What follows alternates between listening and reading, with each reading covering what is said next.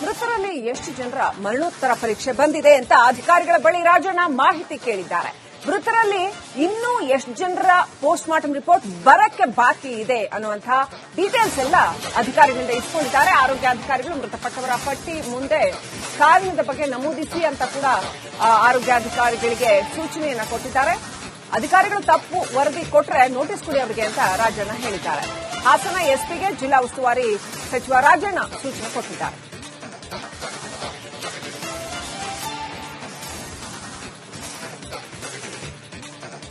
ಆಗ್ತವೆ ಅದನ್ನ ನಿಖರವಾದ ಮಾಹಿತಿಯನ್ನ ಸರಿಯಾಗಿ ಜನರು ಕೊಡಬೇಕು. ಫುಲ್ ಮಾಹಿತಿ ಕೊಟ್ಟರೆ ಪ್ಯಾನಿಕ್ ಆಗೋದು ರೀತಿಯಲ್ಲಿ ನೋಡ್ಕೋಬೇಕು. ಮತ್ತೆ ಆದಷ್ಟು ಕೂಡ ಪೋಸ್ಟ್ ಮಾರ್ಟಮ್ ಮಾಡಲಿಕ್ಕೆ ಇನ್ಸಿಸ್ಟ್ ಮಾಡಬೇಕು. ಅವ್ರು ಏನಾದ್ರೂ ರೆಫ್ಯೂಸ್ ಮಾಡಿದ್ರೆ ನಾವೇನ್ ಮಾಡಕ್ಕಾಗೋದಿಲ್ಲ. ಅವರಿಗೆ ನೀವು ಹೇಳಿದ ಹಿಂಗೆ ಒಂದು ರೆಫ್ಯೂಸ್ ಮಾಡಿದ್ಮೇಲೆ ನಿಯರ್ ಟು ದಿ ಟ್ರೂತ್ ಏನಿದೆ ಅಂಶ ಅದನ್ನ ಎಲಿಸಿಟ್ ಮಾಡ್ಕೊಳ್ಳೋದಕ್ಕೆ ಏನ್ ಬೇಕೋ ಅದನ್ನ ನೀವು ಮಾಡಬೇಕಾಗುತ್ತೆ. ಮತ್ತೆ ನೀವು ಪ್ರತಿಯೊಂದು ಕೇಸ್ ಕೂಡ ಹಿಸ್ಟ್ರಿ ಬರೀಬೇಕು. ಹಿಸ್ಟ್ರಿ ತಗೊಂಡು ಈಗ ನಾವು ಕೊಟ್ಟಿರಲ್ಲ ಸ್ಟೇಟ್ಮೆಂಟ್, ಅದ್ರಲ್ಲಿ ನೀವು ಮುಂದೆ ಬರೀಬೇಕು. ನಿಮ್ಮ ಬಗ್ಗೆ ಪೋಸ್ಟ್ ಮಾರ್ಟಮ್ ಆಗಿದ್ರೆ ಅದರಲ್ಲಿ ಕನ್ಫರ್ಮ್ ಆಗಿದೆ, ಇದು ಪೋಸ್ಟ್ ಮಾರ್ಟಮ್ ಆಗಿಲ್ಲ, ಅವರ ಓರಲ್ ಪರ್ಸನ್ಸ್ ಮೇಲೆ ಎಲಿಸಿಟ್ ಮಾಡಿ ಈ ತರ ಅಭಿಪ್ರಾಯ ತಗೊಳ್ತೀವಿ ಅಂತ ಅದನ್ನೇ ಬರೀಬೇಕು. ಆಗ್ತವೆ ಅದನ್ನ. ಇನ್ನಷ್ಟು ಅಪ್ಡೇಟ್ ಪಡ್ಕೊಳ್ಳೋಣ. ನಮ್ಮ ಪ್ರತಿನಿಧಿ ಖುಷ್ವಂತ್ ಫೋನ್ ಕನೆಕ್ಟ್ ಆಗಿದ್ದಾರೆ. ಖುಷ್ವಂತ್, ಹೃದಯಾಘಾತ ವರದಿಗಳ ಸತ್ಯಾಂಶ ಪರಿಶೀಲನಾ ಸಭೆಯನ್ನ ಏನು ರಾಜಣ್ಣ ಅವರು ನಡೆಸಿದ್ದಾರೆ, ವಾಸ್ತವಾಂಶ ಪರಿಶೀಲನಾ ಸಭೆ, ಏನೆಲ್ಲ ಮಾಹಿತಿಯನ್ನ ಕೊಟ್ಟರು, ಏನೆಲ್ಲ ಕ್ರಮಗಳನ್ನ ಕೈಗೊಳ್ತೀವಿ ಅನ್ನೋದ್ರ ಬಗ್ಗೆ ಖಚಿತತೆಯನ್ನ ಕೊಟ್ಟರು, ಹಾಗೂ ಅಧಿಕಾರಿಗಳಿಗೆ ಏನೆಲ್ಲ ನಿರ್ದೇಶನಗಳನ್ನ ಕೊಟ್ಟರು. ಖುಷ್ವಂತ್, ಸರ್ಕಾರ ತುರ್ತು ಕ್ರಮಗಳನ್ನ ಕೈಗೊಳ್ಳುತ್ತೆ ಅಂತ ಅನ್ಸುತ್ತಾ? ಈ ಇಶ್ಯೂನ ಗಂಭೀರವಾಗಿ ಅಡ್ರೆಸ್ ಮಾಡ್ತಾ ಇದೆ ಸರ್ಕಾರ ಅಂತ ಅನ್ಸುತ್ತಾ? ಶ್ರೀಲಕ್ಷ್ಮಿ, ಈಗ ಹಾಸನದಲ್ಲಿ ಸರಣಿ ಹೃದಯಾಘಾತ ಪ್ರಕರಣಗಳು ಆಗ್ತಿದ್ದಂತೆ ಸಾಕಷ್ಟು ಕ್ರಮವನ್ನ ಹಾಸನ ಜಿಲ್ಲಾಡಳಿತ ಮತ್ತು ಹಾಸನದ ಆರೋಗ್ಯಾಧಿಕಾರಿಗಳು ತೆಗೆದುಕೊಂಡಿದ್ದಾರೆ. ಅದರಲ್ಲಿ ಮೊದಲನೇದಾಗಿ ಏನು ಹೃದಯಾಘಾತ ಅಂತ ತೀರ್ಕೊಂಡಿದ್ದಾರೆ ಅಂತವರ ಮನೆಗೆ ಭೇಟಿ ನೀಡುವಂತದ್ದು ಮತ್ತು ಅದರ ಕೇಸ್ ಸ್ಟಡಿಯನ್ನ ಮಾಡುವಂತದ್ದು ಮೊದಲನೇ ಹೆಜ್ಜೆ. ಅದರಲ್ಲಿ ಈಗಾಗಲೇ ಸವಾಲಾಗಿರುವಂತದ್ದು ಅಂದ್ರೆ ಈಗ ಏನು ಹೃದಯಾಘಾತ ಅಂತ ಮರಣ ಹೊಂದಿದ್ರು ಅವರುಗಳ ಹೆಚ್ಚಿನವರು ಯಾರು ಕೂಡ ಈ ಮರಣೋತ್ತರ ಪರೀಕ್ಷೆಯನ್ನ ಮಾಡ್ಲಿಕ್ಕೆ ಅವರ ಮೃತದೇಹಗಳನ್ನ ನೀಡ್ತಾ ಇಲ್ಲ. ಇದು ಅವರಿಗೆ ಒಂದು ಅವರು ಮರಣೋತ್ತರ ಪರೀಕ್ಷೆಗೆ ನೀಡಬಹುದು ಅಥವಾ ನೀಡದೇ ಇರಬಹುದು, ಇದು ಅವರಿಗೆ ಇರುವಂತಹ ಸ್ವಾತಂತ್ರ್ಯ. ಹೀಗಾಗಿ ಇಂತಹ ಒಂದು ಪ್ರಕರಣಗಳಲ್ಲಿ ಖಚಿತವಾಗಿ ಇಂತಹ ವಿಚಾರದಿಂದಲೇ ಅವರು ಸಾವನ್ನಪ್ಪಿದ್ದಾರೆ ಅನ್ನುವಂಥದ್ದು ಬರ್ಲಿಕ್ಕೆ ಕಷ್ಟ ಸಾಧ್ಯ ಆಗ್ತಿದೆ ಅನ್ನೋದನ್ನ ಖುದ್ದು ಸಚಿವರೇ ಅದನ್ನ ಒಪ್ಕೊಂಡಿದ್ದಾರೆ. ಜೊತೆಗೆ ಈ ಬಗ್ಗೆ ಇನ್ನೂ ಕೂಡ ವರದಿ ಕೊಡ್ಲಿಕ್ಕೆ ಮಂಗಳವಾರ ತನಕ ಅಂದ್ರೆ ನಾಡಿದ ತನಕ ಸಮಯವನ್ನ ಕೂಡ ಈ ಒಂದು ತನಿಖಾ ಸಮಿತಿ ಏನಿತ್ತು ಪರಿಶೀಲನೆ ಮಾಡ್ಲಿಕ್ಕೆ ಸಮಿತಿಯನ್ನ ರಚಿಸಿದ್ರು, ಅವರು ತೆಗೆದುಕೊಂಡಿದ್ದಾರೆ. ಆದ್ರೆ ಸುಮಾರು ಈಗಾಗಲೇ ಅಧಿಕೃತವಾಗಿ 22 ಜನ ಹೃದಯಾಘಾತದಿಂದ ಸಾವನ್ನಪ್ಪಿದ್ದಾರೆ. ಅದರಲ್ಲಿ 18 ಮಂದಿ ಮರಣೋತ್ತರ ಪರೀಕ್ಷೆ ಮಾಡ್ಲಿಕ್ಕೆ ನಿರಾಕರಣೆಯನ್ನ ಅಂದ್ರೆ ಅವ್ರದ್ದು 18 ಮಂದಿ ಇದ್ದು ಇನ್ನೂ ಪೋಸ್ಟ್ ಮಾರ್ಟಮ್ ರಿಪೋರ್ಟ್ ಸರಿಯಾಗಿ ಕೈ ಸೇರದೆ ಇರುವಂತದ್ದು. ಅದು ಕೇವಲ 4 ಮಂದಿಯದ್ದು ಮಾತ್ರ ಪೋಸ್ಟ್ ಮಾರ್ಟಮ್ ರಿಪೋರ್ಟ್ ಬಂದಿರುವಂತದ್ದು. ಇದು ಹೃದಯಾಘಾತ ಅಂತ ಸಾಬೀತಾಗಿದೆ. ಆದ್ರೆ ಕೆಲವರು ಕಿರಿ ವಯಸ್ಸಿನಲ್ಲೇ ಸಾವನ್ನಪ್ಪಿದ್ರು ಕೂಡ ಅವರಿಗೆ ಈ ಮೊದಲೇ ಬೇರೆ ರೀತಿಯಾದ ಆರೋಗ್ಯ ಸಮಸ್ಯೆಗಳಿತ್ತು ಅನ್ನುವಂಥದ್ದು ಕೇಸ್ ಸ್ಟಡೀಸ್ ಇಂದ ತಿಳಿದು ಬಂದಿರುವಂತದ್ದು. ಹೀಗಾಗಿ ಹಾಸನದಷ್ಟೇ ಬೇರೆ ಜಿಲ್ಲೆಗಳಲ್ಲೂ ಕೂಡ ಹೃದಯಾಘಾತ ಪ್ರಕರಣಗಳು ದಾಖಲಾಗ್ತಾ ಇದೆ. ಆದ್ರೆ ಹಾಸನದಲ್ಲಿ ಇದು ಜಾಸ್ತಿ ಕೇಂದ್ರೀಕೃತ ಆಗ್ತಾ ಇದೆ ಅನ್ನುವಂತ ಮಾತನ್ನ ಸಚಿವರು ಹೇಳಿರುವಂತದ್ದು. ಆದ್ರೂ ಕೂಡ ಹಾಸನದಲ್ಲಿ ಈಗ ಹೃದಯಾಘಾತ ಪ್ರಕರಣ ಹೆಚ್ಚಾದಂತೆ ಇನ್ನ ಕೇವಲ 1 ವಾರದಲ್ಲಿ ಹಾಸನದ ಏಮ್ಸ್ಗೆ ಹೆಚ್ಚಿನ ವೈದ್ಯರನ್ನ ಅಂದ್ರೆ ಕಾರ್ಡಿಯಾಲಜಿಸ್ಟ್ ಇರ್ಬೋದು, ಹೃದ್ರೋಗ ತಜ್ಞರನ್ನ ಕೂಡ ಹೆಚ್ಚುವರಿಯಾಗಿ ನೇಮಿಸಿಕೊಳ್ಳಲಾಗುತ್ತೆ ಅನ್ನುವಂತಹ ಒಂದು ಭರವಸೆಯನ್ನ ಕೂಡ ಕಟ್ಟಿದ್ದಾರೆ. ಈ ಬಗ್ಗೆ ಈಗಾಗಲೇ ಮಾತನಾಡಲಾಗಿದೆ ಅಂತ. ಜೊತೆಗೆ ಶಾಲಾ ಮಕ್ಕಳ ಆರೋಗ್ಯ ತಪಾಸಣೆ ಏನಿರುತ್ತೆ, ಈ ತಪಾಸಣೆಯಲ್ಲಿ ಹೃದಯಕ್ಕೆ ಸಂಬಂಧಪಟ್ಟ ತಪಾಸಣೆಗಳನ್ನು ಮಾಡಿ ಅನ್ನೋದನ್ನು ಕೂಡ ಅಧಿಕಾರಿಗಳು ಸೂಚಿಸಿರುವಂತದ್ದು. ಒಟ್ಟಾರೆಯಾಗಿ ಈಗ ಇನ್ನೂ ಕೂಡ ಈ ಸಭೆಯಾದ ನಂತರ ಈ ಒಂದು ಹಾಸನದಲ್ಲಿ ಸರಣಿ ಹೃದಯಾಘಾತ ಪ್ರಕರಣಗಳು ನಿರ್ದಿಷ್ಟವಾಗಿ ಯಾಕಾಗಿ ಆಗಿದೆ ಅನ್ನುವಂಥದ್ದು ವೈದ್ಯಕೀಯ ಏನು ಒಂದು ವರದಿ ಇದೆ ಅದು ಕೈ ಸೇರಿದ ನಂತರವೇ ಇದಕ್ಕೆ ಒಂದು ಅಂತಿಮ ಒಂದು ತಾರ್ಕಿಕ ನಿರ್ಧಾರಕ್ಕೆ ಬರಲಿಕ್ಕೆ ಸಾಧ್ಯ ಇದೆ ಅಂತ ಹೇಳ್ಬೋದಾಗಿದೆ.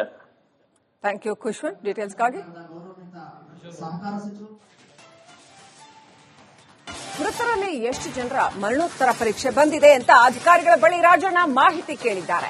ಮೃತರಲ್ಲಿ ಇನ್ನೂ ಎಷ್ಟು ಜನರ ಪೋಸ್ಟ್ ಮಾರ್ಟಮ್ ರಿಪೋರ್ಟ್ ಬರಕ್ಕೆ ಬಾಕಿ ಇದೆ ಅನ್ನುವಂಥ ಡೀಟೇಲ್ಸ್ ಎಲ್ಲ ಅಧಿಕಾರಿಗಳಿಂದ ಇಸ್ಕೊಂಡಿದ್ದಾರೆ. ಆರೋಗ್ಯಾಧಿಕಾರಿಗಳು ಮೃತಪಟ್ಟವರ ಪಟ್ಟಿ ಮುಂದೆ ಕಾರಣದ ಬಗ್ಗೆ ನಮೂದಿಸಿ ಅಂತ ಕೂಡ ಆರೋಗ್ಯಾಧಿಕಾರಿಗಳಿಗೆ ಸೂಚನೆಯನ್ನ ಕೊಟ್ಟಿದ್ದಾರೆ.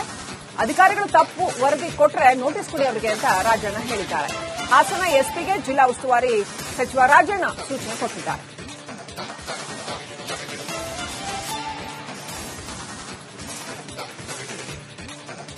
ಆಗ್ತವೆ, ಅದನ್ನ ನಿಖರವಾದ ಮಾಹಿತಿಯನ್ನ ಸರಿಯಾಗಿ ಜನರು ಕೊಡಬೇಕು. ಸುಳ್ಳು ಮಾಹಿತಿ ಕೊಟ್ಟರೆ ಪ್ಯಾನಿಕ್ ಆಗೋದು ರೀತಿಯಲ್ಲಿ ನೋಡ್ಕೋಬೇಕು.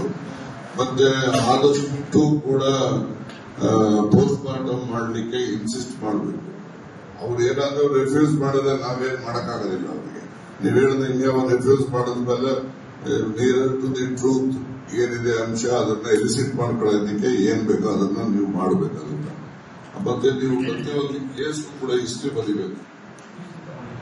ಹಿಸ್ಟ್ರಿ ತಗೊಂಡು ನಾವು ಕೊಟ್ಟಿರಲ್ಲ ಸ್ಟೇಟ್ಮೆಂಟ್, ಅದನ್ನೇ ನೀವು ಮುಂದೆ ಬರೀಬೇಕು. ಇದ್ರ ಬಗ್ಗೆ ಪೋಸ್ಟ್ ಮಾರ್ಟಮ್ ಆಗಿದ್ರೆ ಅದು ಕನ್ಫರ್ಮ್ ಆಗಿದೆ, ಇದು ಪೋಸ್ಟ್ ಮಾರ್ಟಮ್ ಆಗಿಲ್ಲ, ಅವರ ಓರಲ್ ಪರ್ಸನ್ಸ್ ಮೇಲೆ ಎಲಿಸಿಟ್ ಮಾಡಿ ಈ ತರ ಅಭಿಪ್ರಾಯ ತರ್ತೀವಿ ಅಂತ ಅದನ್ನೇ ಬರೀಬೇಕು.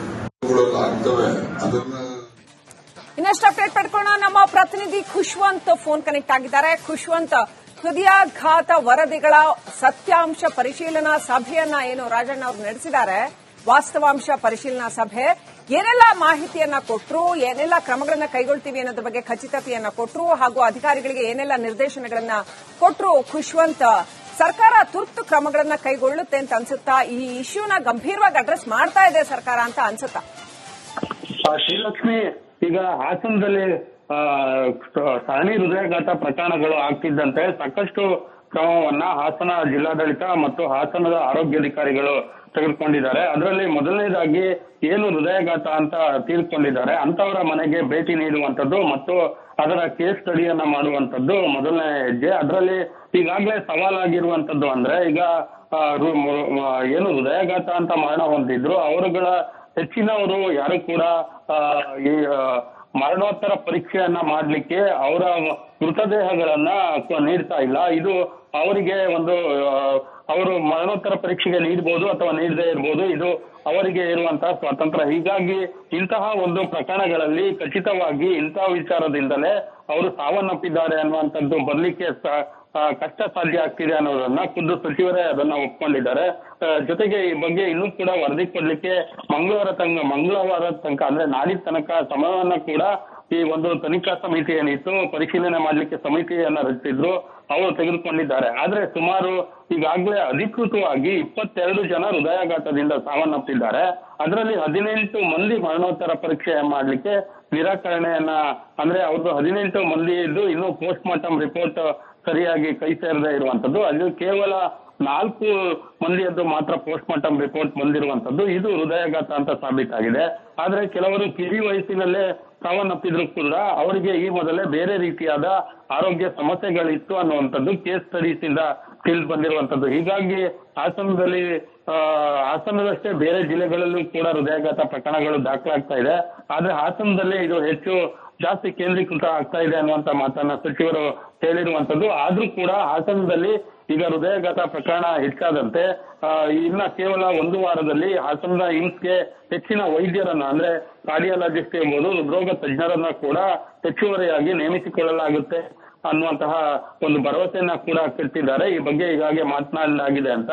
ಜೊತೆಗೆ ಶಾಲಾ ಮಕ್ಕಳ ಆರೋಗ್ಯ ತಪಾಸಣೆ ಏನಿರುತ್ತೆ, ಈ ತಪಾಸಣೆಯಲ್ಲಿ ಹೃದಯಕ್ಕೆ ಸಂಬಂಧಪಟ್ಟ ತಪಾಸಣೆಗಳನ್ನು ಮಾಡಿ ಅನ್ನೋದನ್ನು ಕೂಡ ಅಧಿಕಾರಿಗಳು ಸೂಚಿಸಿರುವಂತದ್ದು. ಒಟ್ಟಾರೆಯಾಗಿ ಈಗ ಇನ್ನೂ ಕೂಡ ಈ ಸಭೆಯಾದ ನಂತರ ಈ ಒಂದು ಹಾಸನದಲ್ಲಿ ಸರಣಿ ಹೃದಯಾಘಾತ ಪ್ರಕರಣಗಳು ನಿರ್ದಿಷ್ಟವಾಗಿ ಯಾಕಾಗಿ ಆಗಿದೆ ಅನ್ನುವಂಥದ್ದು ವೈದ್ಯಕೀಯ ಏನು ಒಂದು ವರದಿ ಇದೆ ಅದು ಕೈ ಸೇರಿದ ನಂತರವೇ ಇದಕ್ಕೆ ಒಂದು ಅಂತಿಮ ಒಂದು ತಾರ್ಕಿಕ ನಿರ್ಧಾರಕ್ಕೆ ಬರಲಿಕ್ಕೆ ಸಾಧ್ಯ ಇದೆ ಅಂತ ಹೇಳ್ಬೋದಾಗಿದೆ. Thank you Khushwant, ಡೀಟೇಲ್ಸ್ಗಾಗಿ.